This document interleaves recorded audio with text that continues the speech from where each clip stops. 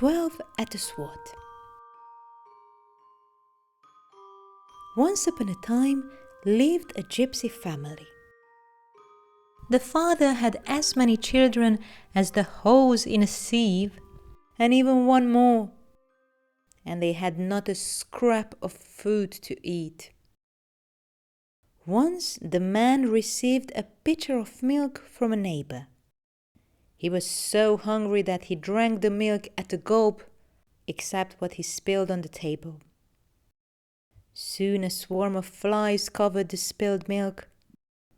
The gypsy got his makeshift fly swatter and swatted 12 flies with one swat. "Well," he exclaimed, "what a strong man I am to kill 12 flies in one swat." Then he got a scrap of paper and a pencil and made a small sign, 12 at a swat, and stuck it on his forehead. He said to himself, "If I'm so strong, I should go out into the world to seek my fortune. May the whole world see and know how strong I am." With this, he took to the road. By evening, he arrived at a big forest. He saw some light. A giant was lying by the fire, but in the eeriness of the dusk, the gypsy thought that it might be a devil with horns. What it was, he didn't know. The giant was sound asleep.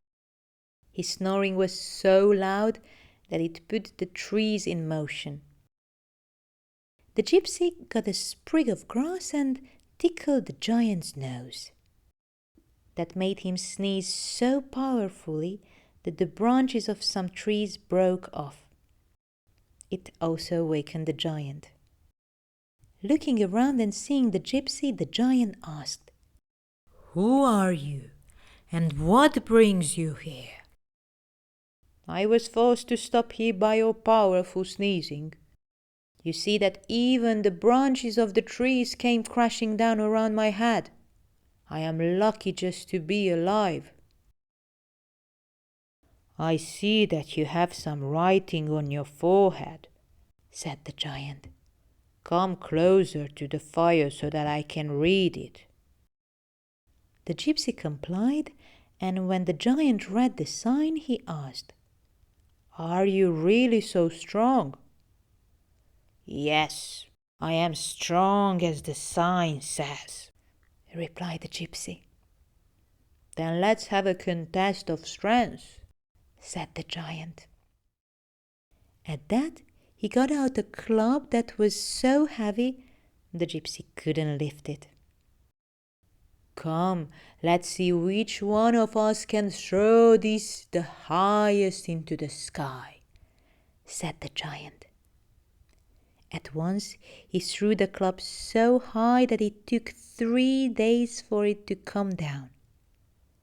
When it was the gypsy's turn, he kept looking up into the sky, all the while wondering how to throw the club. "Why are you looking into the sky?" asked the giant. "My older brother is up there, and if I throw this club up to him, I am sure that he will drop it down right on your head," answered the gypsy. "Then it is better for you to leave the club where it is," said the giant. "If it were to fall on my head, it would be the end for me. I will just accept that you are as strong as the sign says." That time the gypsy escaped, for the moment. Then the giant said, "Come on, I will take you home to my mother. I would like for her to see how strong you are." "I will go with you," said the gypsy, "but you will have to carry me because I don't know the way." The giant put him on one shoulder and carried him home. There he called to his mother and said, "Look, mother dear, I have brought a man who is stronger than I." She was surprised to hear such a thing and asked, "How can a gypsy be stronger than a giant?" "We will test him, and you will see. I tested him in the forest, and he was ready to throw my club up to his brother in the heaven," said the giant. After a time, the giant had decided on the test. He suggested to the gypsy, "We will both get pitchforks and take our stand outside by the hedge." Once in their places, the giant somehow got entangled in the hedge.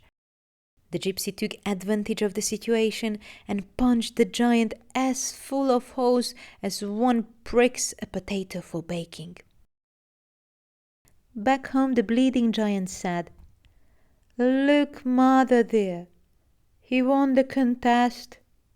Isn't he a strong fellow?" The mother then prepared a good meal for the gypsy and sent him off to bed. When they thought that he was asleep, she said, "My dear son, you had better kill that gypsy, or he will humiliate you again and again." "Yes, dear mother," he said. "In the middle of the night, when he's sound asleep, I will kill him with my iron club." The gypsy, who wasn't asleep, heard all this. He got out of bed, got a log, put it under the covers, and placed his fur cap on it. Then he hid under the bed.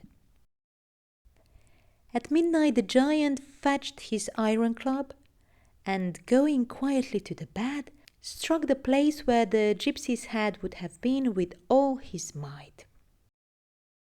From under the bed the gypsy said softly, "Don't stroke my head so gently."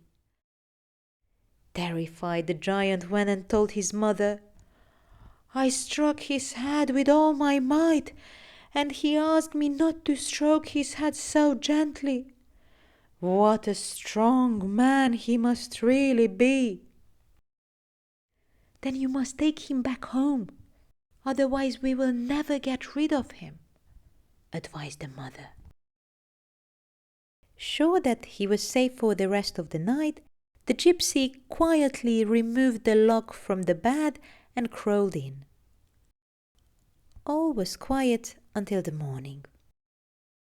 At breakfast, the giants were unusually kind to him. The mother said, "It is time for you to go home. Here is a bag of gold coins. Now leave. I came here on your son's shoulder, and I do not know the way home. If you want me to go home, your son will have to take me home." The giant hoisted him and the bag of gold coins to his shoulder and left for the gypsies' village. When they arrived, many gypsy children ran out to meet them and talked excitedly in their Romany language. The giant didn't understand a word. "What are they talking about?" asked the giant. "They ask me if I brought home only one giant. They are very hungry, and one giant like you will not be enough to feed them," said the gypsy. Terrified that the gypsy might kill him on the spot and feed him to the children, the giant hastily put the gypsy and his bag of gold coins on the ground and fled. He has never been seen there again. From that time on, the gypsy had enough money to feed his children, and he never needed to receive another pitcher of milk from his neighbor.